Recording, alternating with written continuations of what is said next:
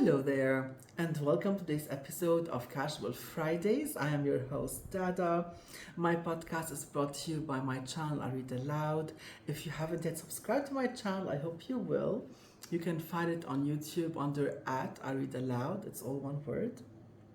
And on my channel, I actually post videos where I read poetry, short stories, sometimes fairy tales and children's stories too, letters such as by Jane Austen and others.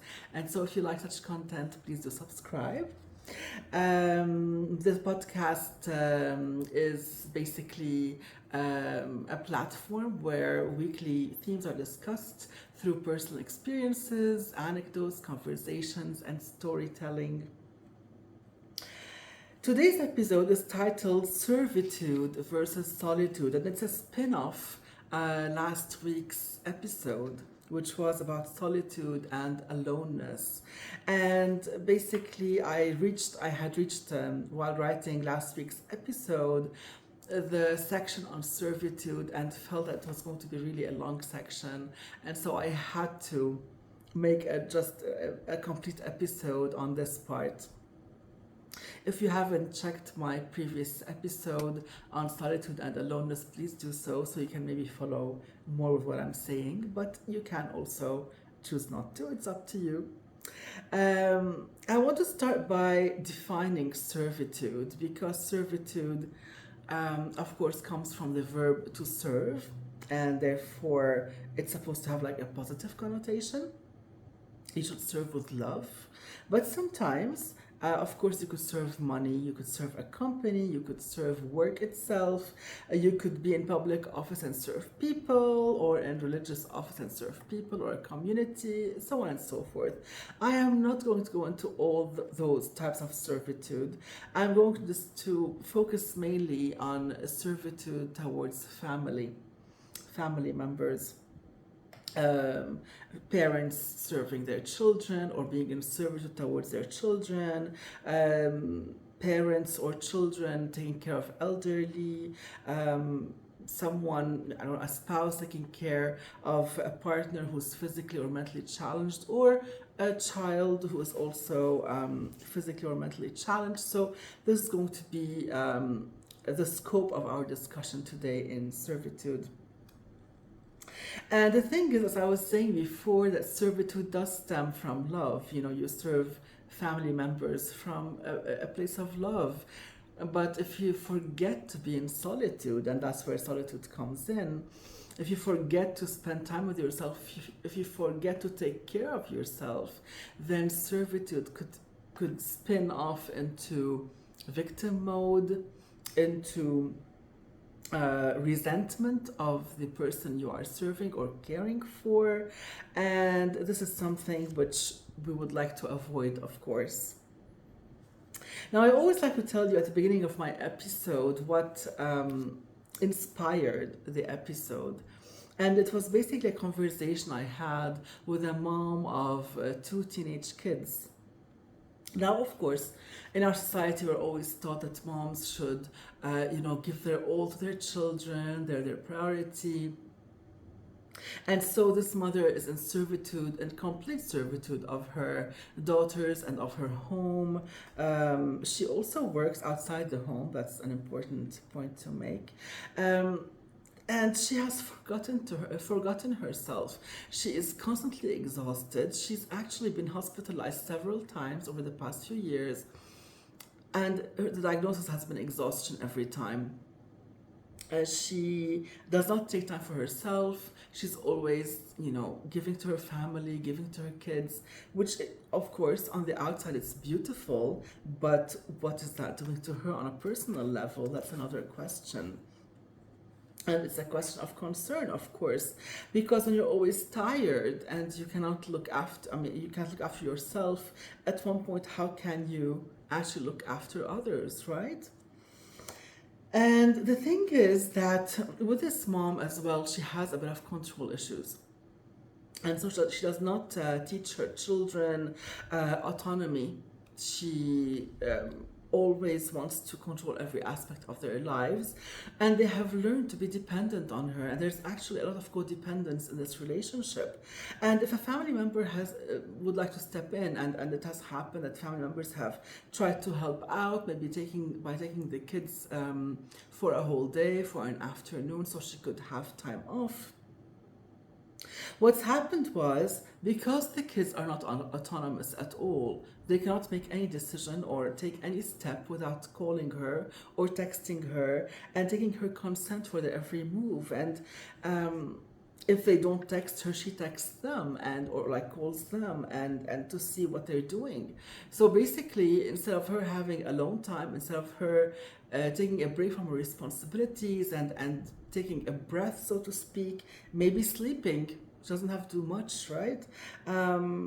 She is in constant servitude even from afar, and her servitude has actually reached a point of self-sacrifice, and her self-sacrifice is harming her physically, mentally, harming her children by not being autonomous, and it has created a case of codependence. The children are dependent on her for, advice, for direction in life, and she is dependent on them for motherly love and for control. She loves control, and that too, is something that she feeds off of, right?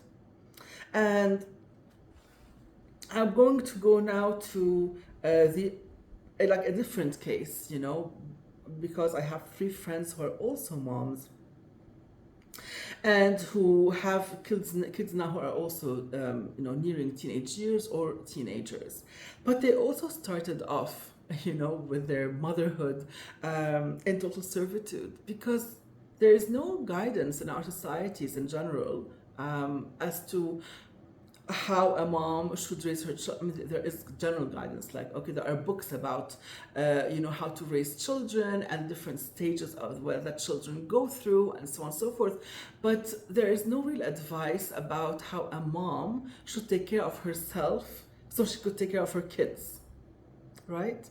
And not long ago, actually, before I get to the story of 3 friends, I saw on TikTok this lady who was talking about breastfeeding and how she just feels like a machine, like a pumping machine, and how she was very disappointed with all women who are in her life who have come before her, who never told her about the repercussions of breastfeeding, the repercussions of childbirth, even anything negative, that a woman experiences in those situations. No one talks about.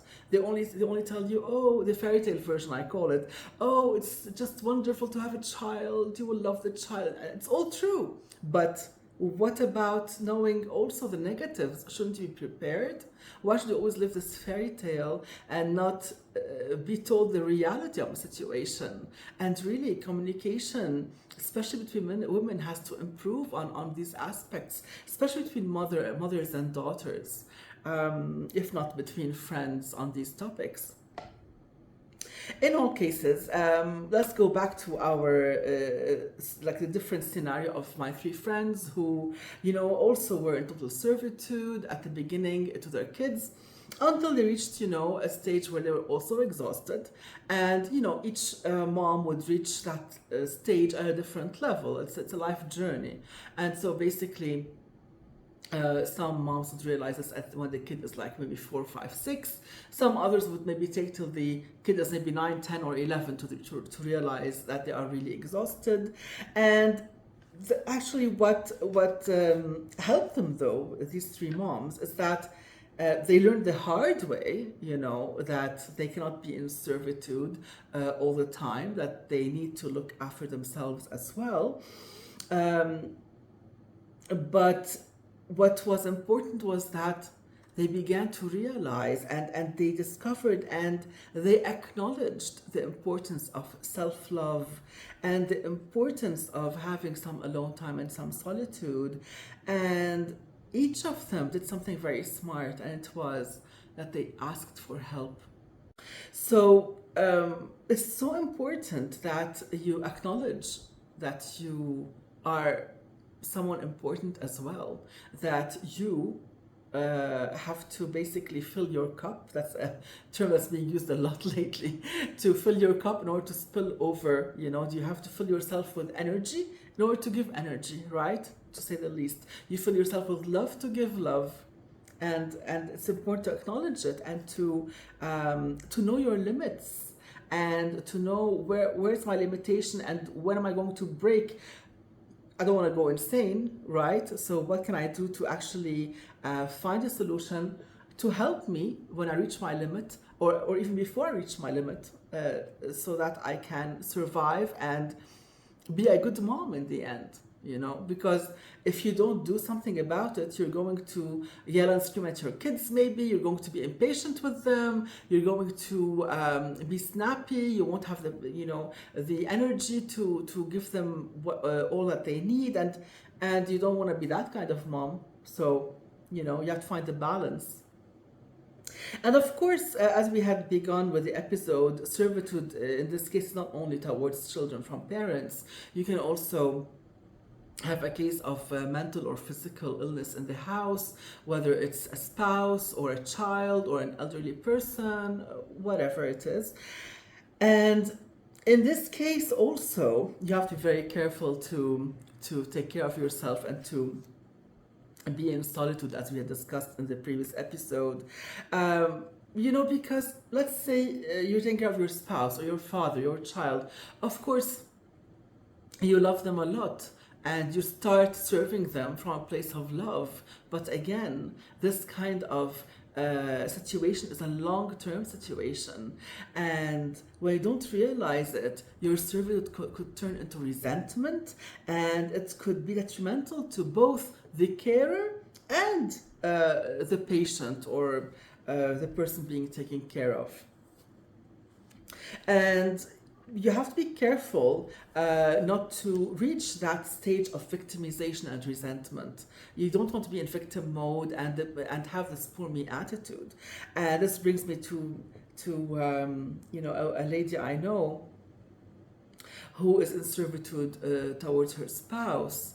And she's been doing this for around 15 or 20 years. And her husband is totally dependent on her in everything. He cannot really take care of himself physically. And so, of course, he's become dependent on her in all his lifestyle. But she has reached a point, because she was unable to or did not realize that she was important as well and that she should take care of herself. She's reached a point where she is in victim mode, where she is constantly complaining. She's dissatisfied with life, she's unhappy, she's always snappy and angry. She resents, she cannot say it, of course, to her. She always says, I love my husband, all that, but she resents him, whether she wants to admit it or not.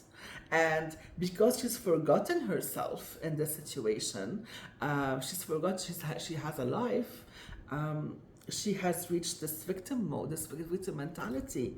Whereas recently I met another lady who is in a similar situation.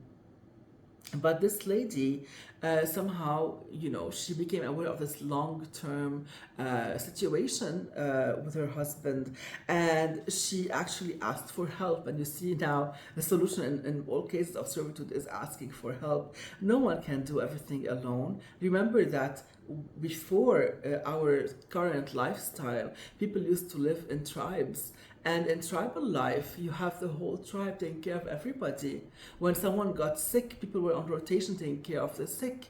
When someone gave birth, people were on rotation to take care of the child. Some even people would, like mothers, would nurse each other's babies, So we used to live in this beautiful tribal situation where we had so much help around us. And now we're suddenly isolated in our apartments, in our homes, even our families are far sometimes.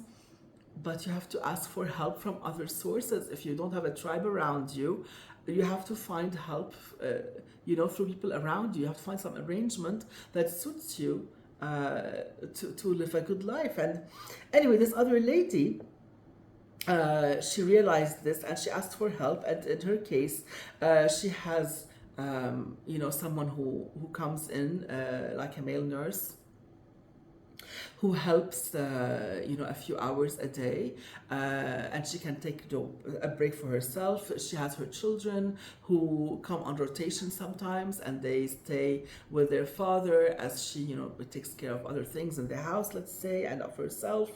And so, of course, it depends. It all depends on your financial situation. Finances are important here, and so, of course, we'll go into hospice care as well.